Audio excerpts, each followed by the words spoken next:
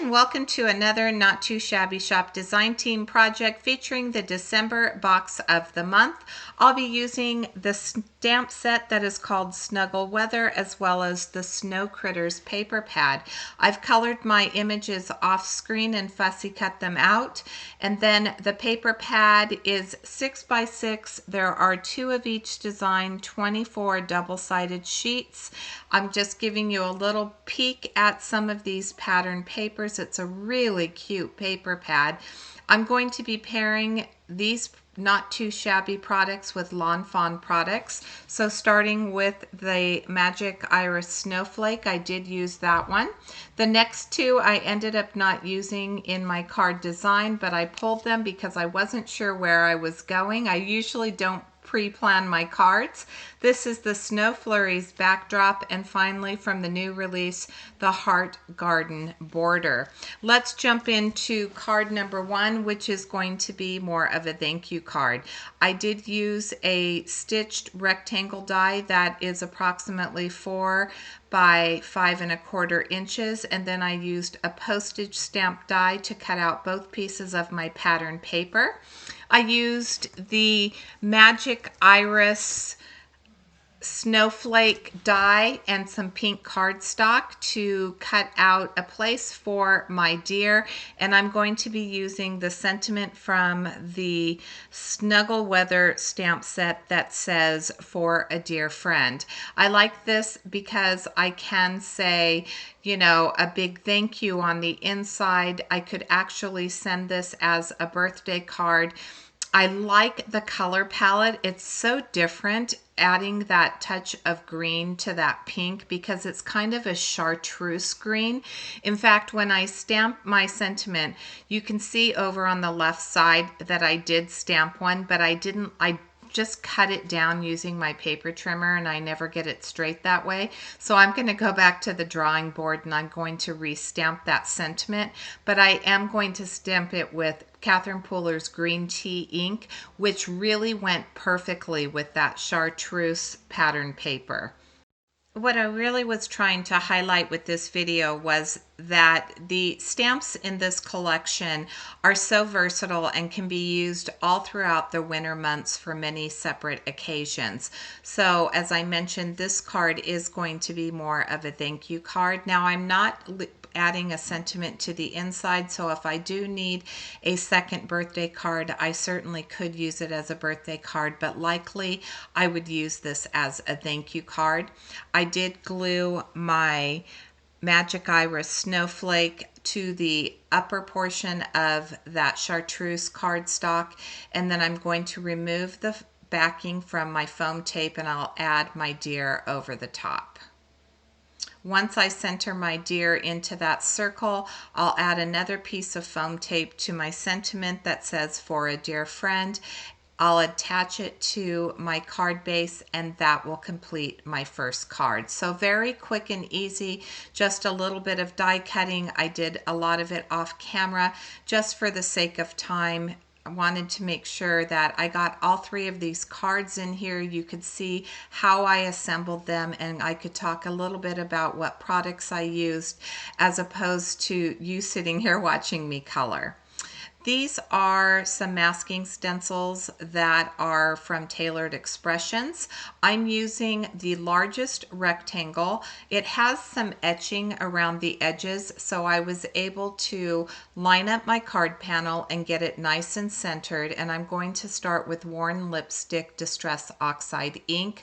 I'll blend it out with a Candied Apple Distress Oxide, and finally I'll bring in Lumberjack, what is that called? Lumberjack Plaid, I think, to finish this red color combination. Now I'm doing this at twice the speed right now. I will speed this up quite a bit, but I wanted to talk a little bit about the ink blending. It does take a little bit of time to make sure that you get a smooth blend. So when you see some of these videos and you see that they've been sped up, and it looks like this doesn't take very long. Ink blending does take a little bit of time and a little bit of patience. Distress oxide is a little bit easier to ink blend with, I would say, but it does take some practice. So if you find that you have blotchiness, like you're going to see that red right there, I got the what is it? The blending tool was a little bit too wet, saturated with that lumberjack plaid. And so when I laid it down on that top folding card base, when I was starting to ink blend that area, it got a little darker. But as I continue to work at this, I'm going to be able to blend that out, and it's hardly going to be noticeable at all. I'm going to add my second stencil, which is going to be a smaller rectangle. And again, I'm using those etched lines to line everything up and get it centered. I'll start with my candied apple. And as you know, when you layer ink on top of each other, it does give you a little bit darker color. So there's going to be a slight variation between the first layer of ink blending and the second layer. And it's going to give me a very subtle frame. As I mentioned, this is an A2 top folding piece of cardstock, so I am not going to be adding any pattern paper to this. I'm simply going to ink blend, and then we're going to do a little bit of stenciling, and again we're going to go tone on tone. So I have a Tim Holtz stencil that I didn't share at the very beginning, and I'll lay that over the top. I'll lay that smaller rectangle on top of that, and that will just kind of block off or mask the other areas and allow me to add that little bit of pattern to the center area using some worn lipstick. So there is my finished panel. I'm going to remove the tape. You can see that there's just that slight variation with the stenciling and with the ink blending that I did. Moving on, I do have this Lawn Fawn die, as I showed you at the beginning. It's from the new release. It's called Heart Garden Border. I am coloring the hearts. So there is a solid die that will cut out the border, and then they do have some loose dies that will cut out the hearts. There are 3 of each of the hearts, 3 large ones and 3 small ones. I'm measuring because I want this to go across the widest portion of my ink blending, and so I'm just putting a little tick mark with my pencil so that I can trim this down. And then with the Tattered Rose hearts, I initially thought that I was going to just do white, red, or white rose, white rose, white rose. But as I put my critter on top of it, I noticed that it was covering up a lot of them. So I am going to just go ahead and add the hearts to the odd numbers to begin with once I get this glued down. And I'm adding it to the bottom of that smaller rectangle. Once I get that glued down, I'll start adhering my heart. So I'm going to add the 2 large ones, and then I'll add one to the center. And it's at that point that I realize that when I add that smaller little heart, that the 2 larger ones are going to be mostly covered up. And so I choose to go ahead and add a couple more of those smaller hearts, and one of them will be left white, but that's okay because I did that on purpose because I knew that it was going to be covered up. So I wanted that Tattered Rose because I thought that it blended nicely with the little koala bear and the coloring that I did with my Copic markers. So I wanted to add that little bit of touch of pink. As you can see, we are creating a Valentine's Day card. I thought that this would be a great use of this stamp set. I'm going to be heat embossing the sentiment that says, "Feels like a snuggle weather kind of day." I think that's a really cute sentiment. I'm going to use my, I first tried to use my Hero Arts Unicorn White ink. I wanted to see what it would do, and I knew that I could heat emboss over it if I needed to. And I think I just need to get a re-inker for this pad. So I did need to go ahead and add that embossing powder over the top. So I added some white embossing powder, and then off camera I went ahead and I heat set that. I added foam tape to the back of the bear and the rabbit, so I removed the release paper from the rabbit, and now I'm going to add my bear.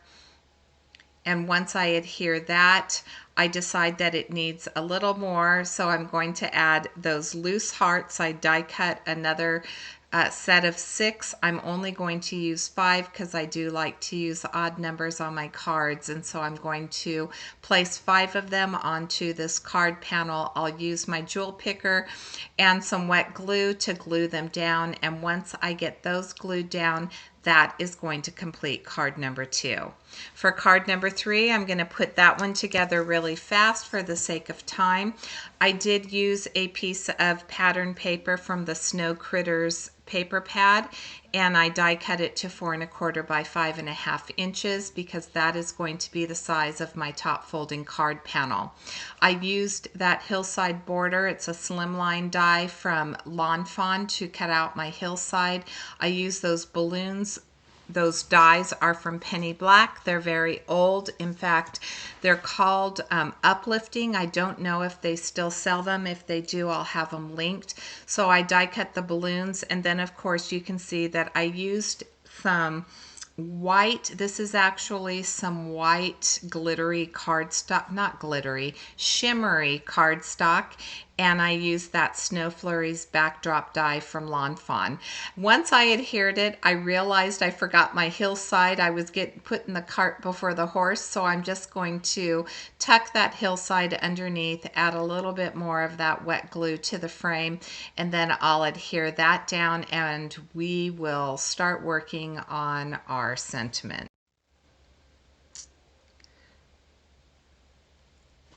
All right, so I did actually stamp my sentiment directly onto the background, and I didn't like the way it looked. I'm using that green tea ink from Catherine Pooler again, and when I stamped it on the background, I felt that it was getting lost just a little bit. It was falling flat, so I went ahead and used another one of those MFT dies that I used to cut out the other sentiment, and then I just cut off the end of it to make it a little bit shorter. I added some foam tape, and that looks much better. And of course, because I do have the snowy hillside and I do have that shimmery white cardstock, using that white really just blended everything in. I'm going to add some string to my balloons. For my balloons, I die cut them using the leftover scraps from the Snow Critters papers that I had used on my other 2 cards. I'm going to wrap this silver twine around it, around each of the balloons. I'll do this first one on camera, and then I just trim off the tail, and then I add foam tape to the back of it because I do want that little bit of dimension. So I'm going to have dimension on my bear, on the fox, and again I'm going to have it on my sentiment as you saw, and each of the balloons.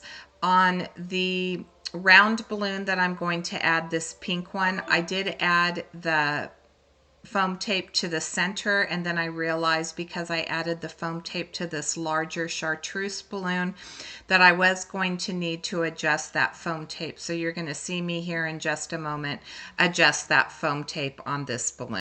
I do add a little bit of wet glue just to make sure that it stays adhered in case I'm going to mail it in the I'm going to send it through the mail. When I mail a dimensional card, I do tend to put the flat side of the card or the back side of the card towards the area that I'm addressing it, so that when it goes through the postage meter, typically it's going to smash down that flat portion. And so I've never had anyone complain about their cards being ruined when they come through the mail. So as far as I know, I've never had any issues with that. I have one little heart balloon, and then once I get the strings in place, I did use a little bit of that wet glue to just kind of bunch the strings together. I'm going to add my bear so that he's kind of holding those balloons, and then finally I'm going to remove the release paper also from my fox, and I'll adhere him down, and that will complete my third card, which is a birthday card. So we have a thank you card, we have a Valentine card, and we have a winter birthday card, all that came from the box of the month. This box of the month is so versatile for the winter months. If you wanted to create Christmas cards with these cute little critters next year, you certainly could. So make sure, if you haven't purchased the box of the month, that you head on over to the Not Too Shabby shop. I will have the link to the box in the description box below.